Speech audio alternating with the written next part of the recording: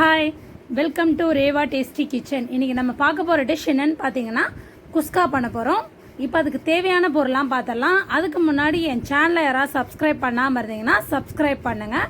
அது பக்கத்தில் இருக்க பெல் ஐக்கானை ப்ரெஸ் பண்ணால் நான் போடுற வீடியோஸ்லாம் உங்களுக்கு நோட்டிஃபிகேஷனோடு வரும். இப்போ பார்த்திங்கன்னா நான் 2 கப் அளவுக்கு பிரியாணி ரைஸை 1/2 hour முன்னாடியே கழுவி ஊற வச்சுருக்கேன்.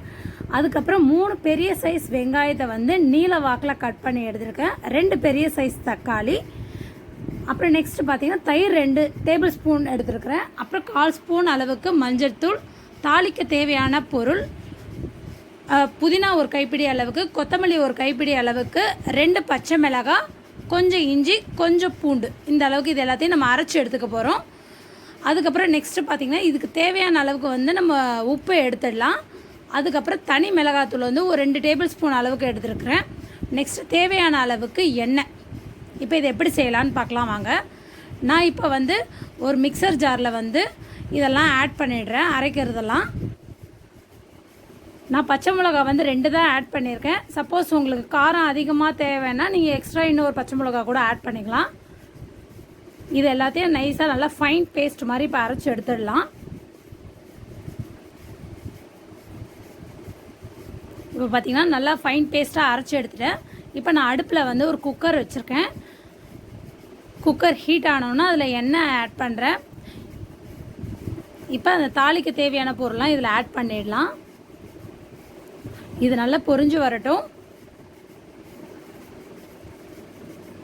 இதோட இப்போ வெங்காயத்தை ஆட் பண்ணிடலாம். வெங்காயம் நல்லா செவந்து வரணும். இப்போ செவந்துருச்சு. இப்போ இந்த டைமில் நான் இதோட தக்காளி ஆட் பண்ணிடுறேன்.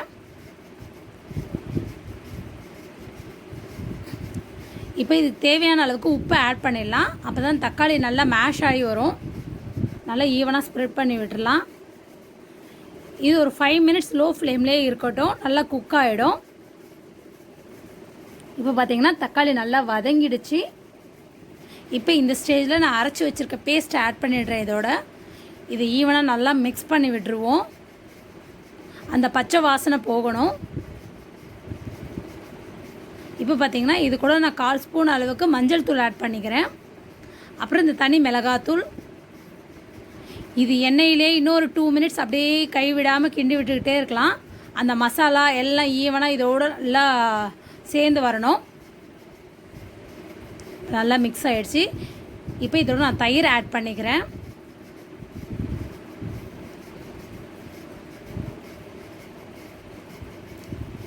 இப்போ நான் இந்த கப்பில் 2 கப் அளவுக்கு அரிசி எடுத்திருக்கேன். அதனால நான் 3 கப் அளவுக்கு தண்ணி ஆட் பண்ண போகிறேன். 1க்கு 1.5 கப் அளவுக்கு தண்ணி எடுக்கிறேன்.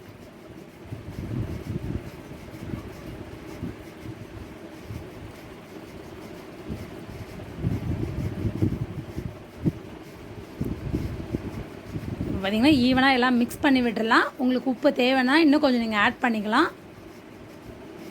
இது இப்போ நல்லா கொதி வரட்டும். இப்போ நான் இதோட அரிசி ஆட் பண்ண போகிறேன். இது குழந்தைங்களுக்கு லஞ்ச் பாக்ஸ் ரெசிபியாக கூட நீங்கள் சட்டுன்னு காலையில் செஞ்சிடலாம்.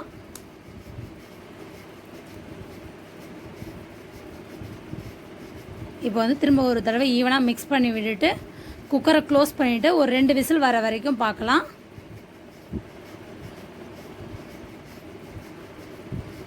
இப்போ பார்த்திங்கன்னா ப்ரெஷர் ரிலீஸ் ஆகிடுச்சு. நான் ஓப்பன் பண்ணுறேன். அவ்வளோதான், நம்ம குஸ்கா ரெடி ஆகிடுச்சு.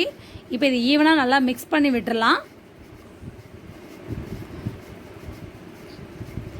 இதை நான் இப்போ ஒரு பவுலில் மாற்றிடுறேன்.